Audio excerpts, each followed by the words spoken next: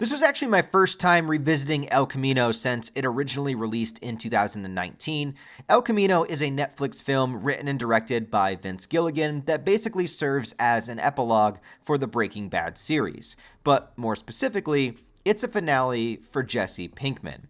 As fantastic as the final episode of Breaking Bad was, and honestly, I don't think there needed to be any more to it than there was, but the one character that didn't quite get enough time was Jesse.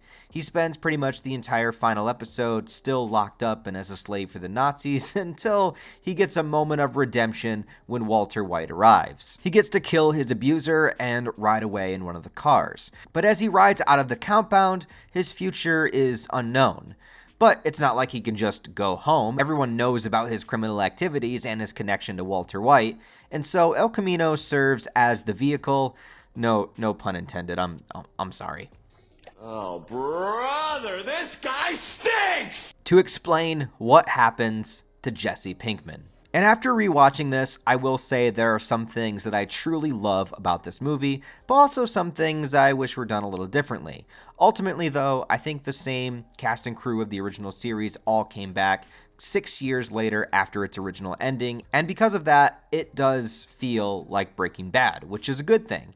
And it definitely wouldn't have worked just tacked on to the end of the series, but it also does kind of feel like 2 or 3 episodes stitched together, just playing itself out. The premise is as simple as it can get in this world. Jesse needs to get the hell out of Albuquerque, and he begins with absolutely nothing. No money, no weapons, and the entire police force is out looking for him. And as Jesse searches for some solace and a way out, meeting back up with characters from the show, he also reflects on his past, all the choices he had made the last few years since joining up with Walter White, and how he is haunted by so many bad memories and the PTSD from them. I love how the first place that he decides to go is Skinny Pete's house, which we've never seen before. Badger and Skinny Pete are some of my favorite supporting characters, and it's just great to get a chance to see them again. And I love how they still live in a world kind of like Season 1 Jesse. And as Jesse has gone through so much compared to them, it's interesting to see their dynamic, and yet they still remain good friends. It's a really sweet moment when Skinny Pete vouches to cover for Jesse, keeps the stolen car, and then lets Jesse leave with one of theirs. He also gives Jesse his beanie, which is kind of like the signature item of his character, and he also calls Jesse his hero, and that is such a great moment. I love how it just adds more characterization to somebody like Skinny Pete, and it also is just so wholesome. I don't know, it's probably my favorite scene in the entire movie, honestly. Why are you doing all this?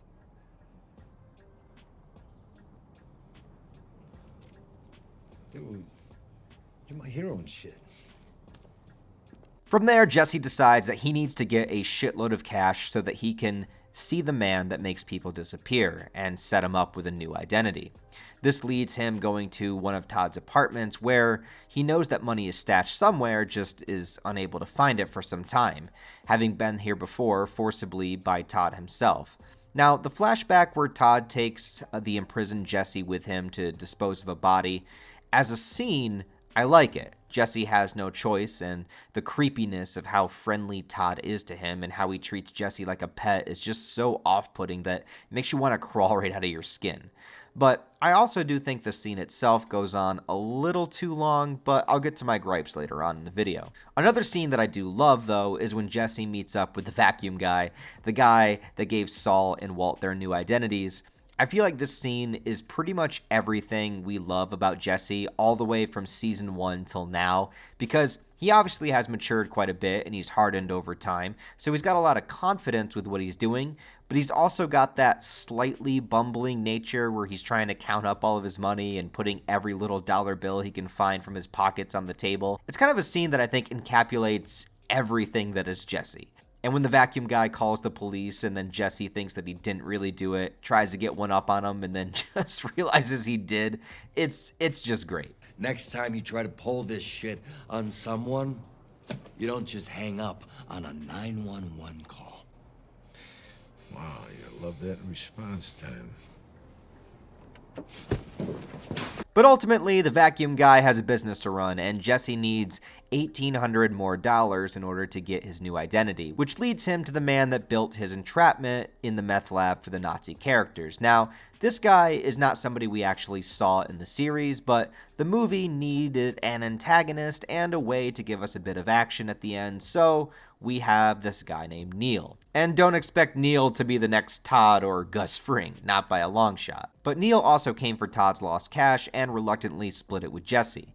But as Jesse comes by to ask him for $1,800 more, he's not so generous to give it away.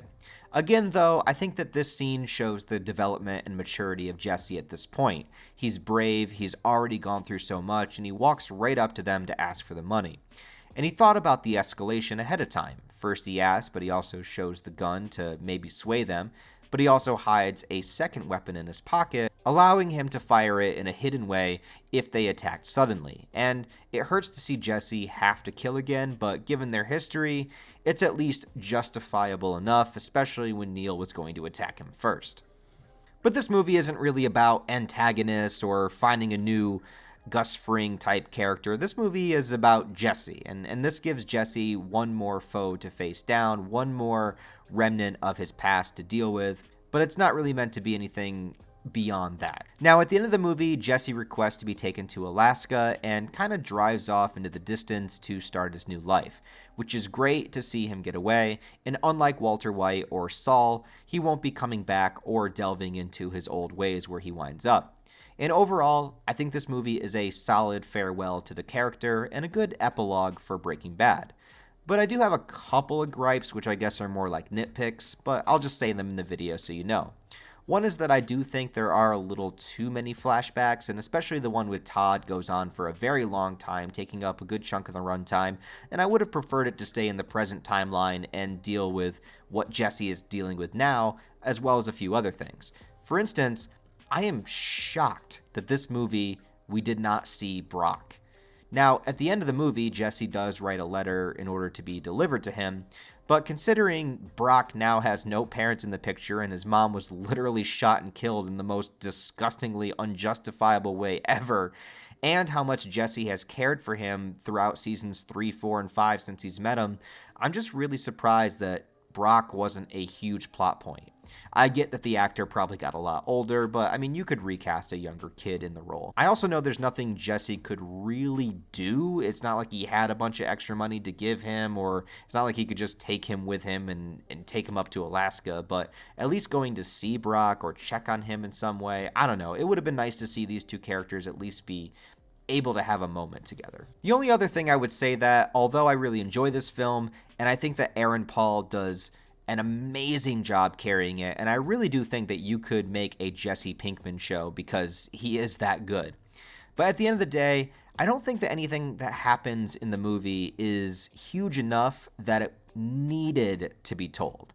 Don't get me wrong, I like the movie, and after revisiting it, I'm really glad that I watched it again. But Breaking Bad ends in a pretty perfect way, and I would have assumed that Jesse was going to find a way to make it out of town and to stay hidden. El Camino is just here to confirm that. So is the movie needed? No. But is it fun and a good epilogue to Jesse? Absolutely. And seeing Jesse in the lead is something special. Obviously, I would never want them to beat a dead horse with this universe, and after this and Better Call Saul, it's probably best that they never go back to it again. But if they ever did decide to pick up with Jesse again with his new identity, like let's say they wait 20 years to go back to it, and now we have a show with Jesse the same age that Walter White was when Breaking Bad started. We got like a 50-year-old Aaron Paul. Say he's been living in Alaska, well, he's been hidden and out of the game for years, and then something crazy happens and he gets tangled up with crime again, but now we would have a much older, more seasoned, and smarter Jesse. I don't know. You could just call the show Pinkman. Nah, I don't know. It would probably suck, but just some food for thought. Anyways, guys, let me know what you think of the movie El Camino in the comments. Do you love it? Do you hate it? Are you somewhere in the middle? Let me know, and please don't forget to like the video on your way out as well, because it will help me with the algorithm. I would appreciate it. Other than that, guys, thanks a lot for joining me on my Breaking Bad revisit journey. I wasn't going to do a video for El Camino, but those of you that did support the Breaking Bad videos were asking about it, and I figured, what the hell, I'm here to please. Anyways, guys, thanks for watching this. Like, comment, subscribe. I'll talk to you next time.